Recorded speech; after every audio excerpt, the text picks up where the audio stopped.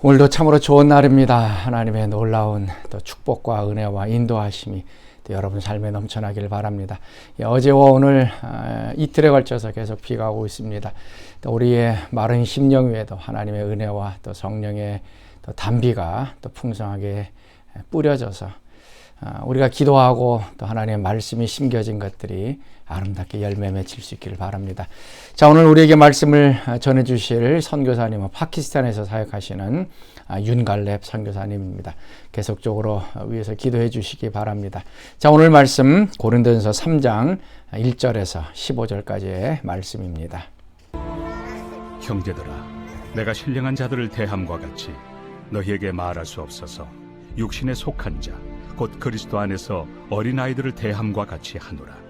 내가 너희를 저주로 먹이고 밥으로 아니하였노니 이는 너희가 감당하지 못하였음이거니와 지금도 못하리라. 너희는 아직도 육신에 속한 자로다. 너희 가운데 시기와 분쟁이 있으니 어찌 육신에 속하여 사람을 따라 행함이 아니리요. 어떤 이는 말하되 나는 바울에게라 하고 다른 이는 나는 아볼로에게라 하니 너희가 육의 사람이 아니리요.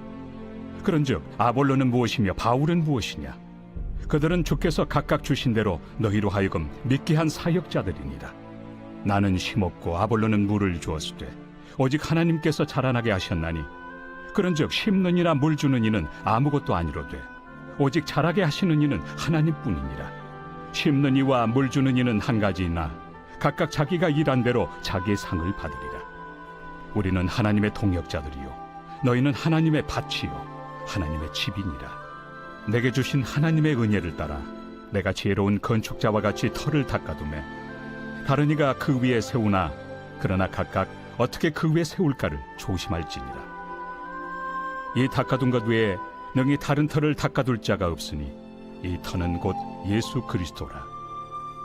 만일 누구든지 금이나 은이나 보석이나 나무나 풀이나 지프로 이 터 위에 세우면 각 사람의 공적이 나타날 터인데 그날이 공적을 밝히리니 이는 불로 나타내고 그 불이 각 사람의 공적이 어떠한 것을 시험할 것입니다. 만일 누구든지 그 위에 세운 공적이 그대로 있으면 상을 받고 누구든지 그 공적이 불타면 해를 받으리니 그러나 자신은 구원을 받되 불 가운데서 받은 것 같으니라. 샬롬, 안석되신 그분의 이름으로 문안드립니다.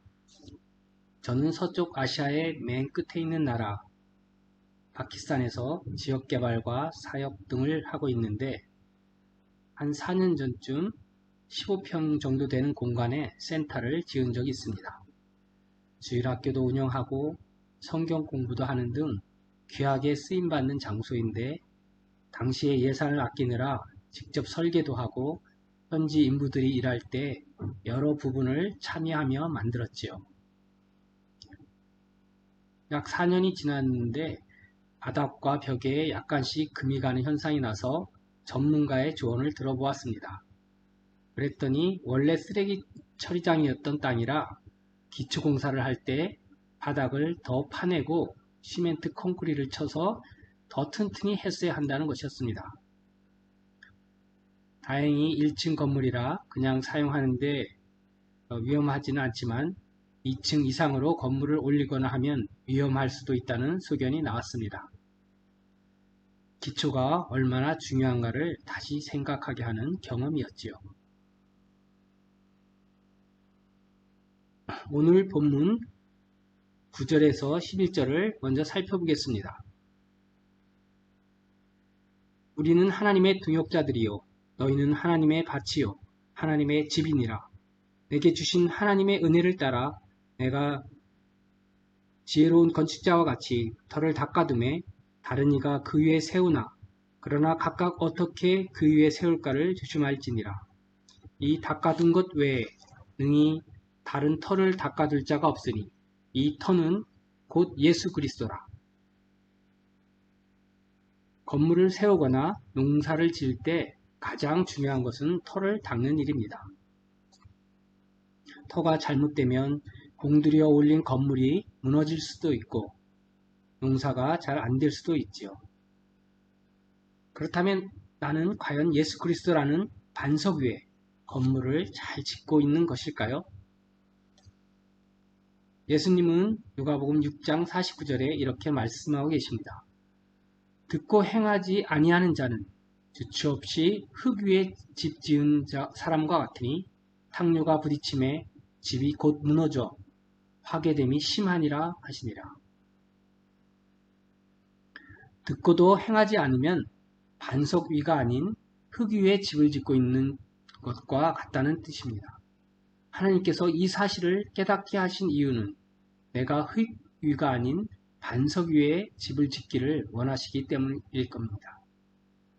하지만 반석 위에 집을 짓는 것은 내 힘으로 할 수 있는 일이 아닙니다.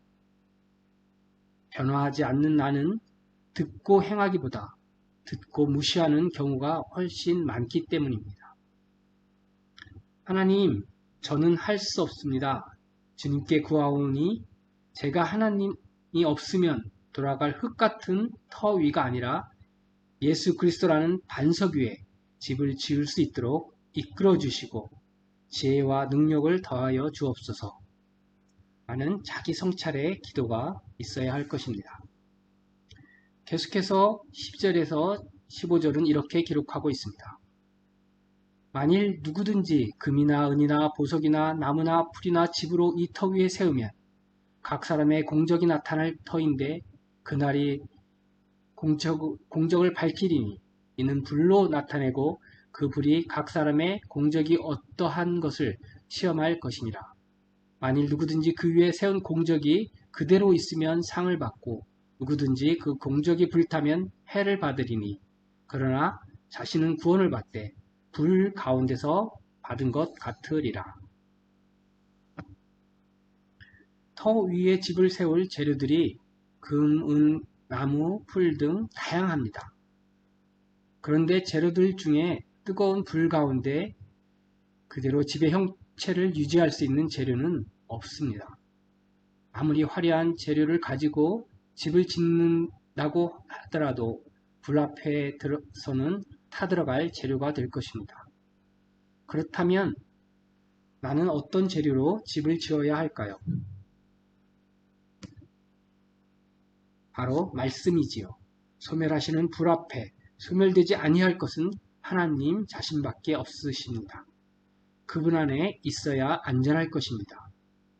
요한복음 14장 20절 그날에는 내가 아버지 안에 너희가 내 안에 내가 너희 안에 있는 것을 너희가 알리라. 그렇다면 어떻게 말씀으로 집을 지을 수 있을까요? 어떻게 하나님 안에 거할 수 있을까요? 너희가 내 안에 거하고 내 말이 너희 안에 거하면 무엇이든지 원하는 대로 구하라. 그리하면 이루리라. 요한복음 15장 7절 말씀처럼 하나님 말씀이 내 안에 거해야 한다는 것입니다. 좀 더 자세히 살펴보면 내가 하나님의 말씀을 지켜 행하는 것이 반석이라는 튼튼한 터 위에 집을 짓는 것이고 말씀을 재료 삼아 집을 짓는다는 것입니다. 그래서 요한복음 9절 10절은 이렇게 말씀하고 계십니다. 아버지께서 나를 사랑하신 것 같이 나도 너희를 사랑하였으니 나의 사랑 안에 거하라. 내가 아버지의 계명을 지켜 그의 사랑 안에 거하는 것 같이 너희도 내 계명을 지키면 내 사랑 안에 거하리라. 지금 우리는 참으로 어렵고 혼미한 시대를 살아가고 있습니다. 이럴 때일수록 더욱더 말씀을 붙잡고 예수 그리스도의 터 위에서 집을 지으며 살아가는 우리 모두가 되기를 소망합니다. 기도하겠습니다. 하나님 아버지, 헛된 세상의 지혜를 따라가는 인생이 되지 않게 하시고 오직 예수 그리스도가 제 삶의 기초가 되게 해 주시옵소서. 하나님의 말씀을 듣고 행하는 자가 될 수 있도록 저를 변화시켜 주시고 날마다 그리스도와 동행하는 삶이 되게 인도하여 주시옵소서. 구원의 능력 되신 예수 그 놀라운 이름으로 기도합니다. 아멘.